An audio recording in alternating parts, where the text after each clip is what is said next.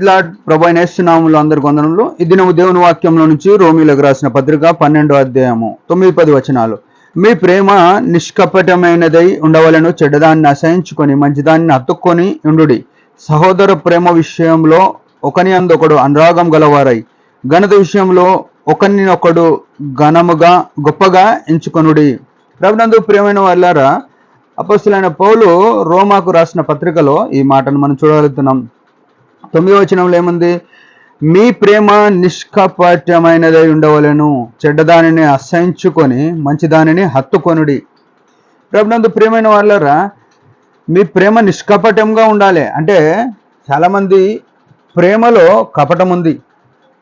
వారికి ఏదో లాభం ఉంటేనే మనల్ని ప్రేమ చూపిస్తారు. వారికి ఏదన్నా మన నుంచి మేలుంటే మన మీద ప్రేమ చూపిస్తారు. అట్లా మనం కూడా ఏదైనా లాభం ఉంటే ప్రేమ చూపించొద్దు. లాభం లేకున్నా లాభం ఉన్నా ప్రేమ కలిగి ఉండడానికి మనం ప్రయాసపడాలి. ప్రేమ అనేకమైన దోషములను కప్పున అన్నది. తెలిసి ఎవరైనా మనకు పాపం చేసినా, మనకు వ్యతిరేకంగా కీడు చేసినా మనం ఏం చేయాలంటే వారికి మేలు చేసే స్థాయిలో ఉంటేనే మనము దేవుని సంబంధులం అని వాక్యం తెలియపరుస్తుంది. రెండో విషయం ఏంది? చెడ్డదాన్ని అసహించుకోవాలి అని చెప్తున్నది.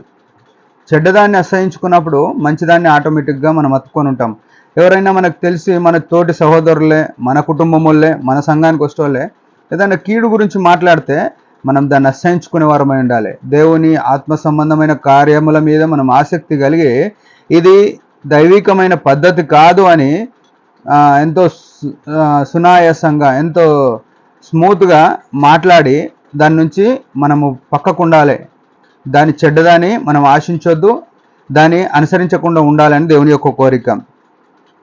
రెండవ విషయం గమనిస్తే, సహోదర ప్రేమ విషయంలో ఒకని అందొకడు అనురాగం గలవారై అంటున్నాడు.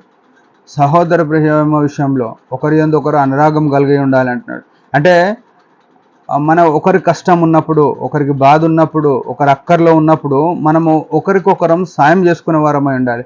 ఎవడన్నా అప్పుల్లో పడితే, ఎవడన్నా కష్టంలో పడితే, ఎవడన్నా అనారోగ్యంలో పడితే సహోదరుడు అయిన వాడు, సంఘంలో ఉన్నవాడు మనకి సాయం చేయాలా, ప్రార్థన చేయాలా, పోయి చేతి అందియాలా. కానీ పడితే బాగుపడిండిలే, వాడు లేకపోతేనే నాకు సంఘంలో లీడింగ్ ఉంటుంది, వాడు లేకపోతేనే సంఘం అంతా నా చేతిలో ఉంటుంది అని ఇట్లాంటి దుష్టత్వం కలిగిన మనసు మనలో ఉండొద్దు. అక్కడ అదే మాట, అనురాగం గల వారై ఉండాలి. ఇంకేమంటున్నాడు?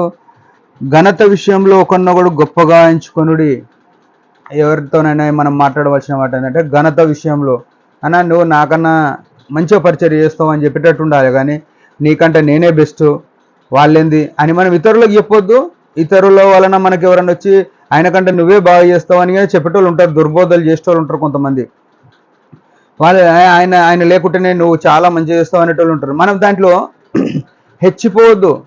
చాలామంది హెచ్చిపోయి ఇట్లా ఆ మాటలకు పడిపోయి ఏం చేశారంటే దుష్టత్వంలో పడిపోయినారు. మళ్ళీ ఎన్నడూ దేవుణ్ణి అనుసరించని పరిస్థితుల్లోకి వెళ్ళిపోయినారు.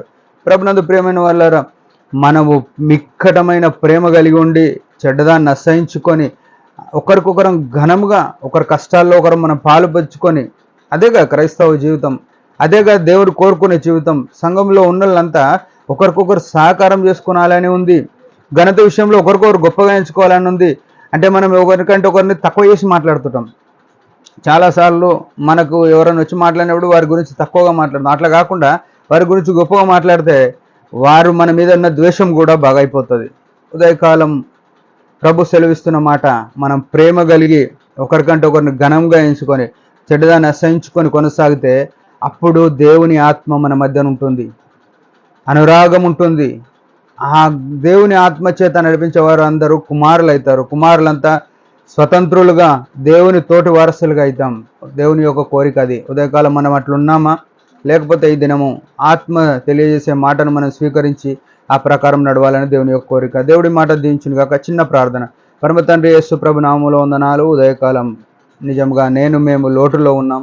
ప్రేమ లేదు, చెడ్డదాన్ని అసహించుకునే స్థితి లేదు, ఒకరినొకరు ఘనంగా ఎంచుకునేది లేదు, ఒకరికొకరు అక్కర్లో అనురాగం లేని వారమై ఉన్నాం. క్షమించండి. నీ ఆత్మచేత స్థిరపడుట కృపణీయమని యేసు నామములో ప్రార్థిస్తున్నాం తండ్రి. ఆమెన్. మీరందరూ ఈ పరిచర్య గురించి భారంగా ప్రార్థన చేయండి. Praise the lord.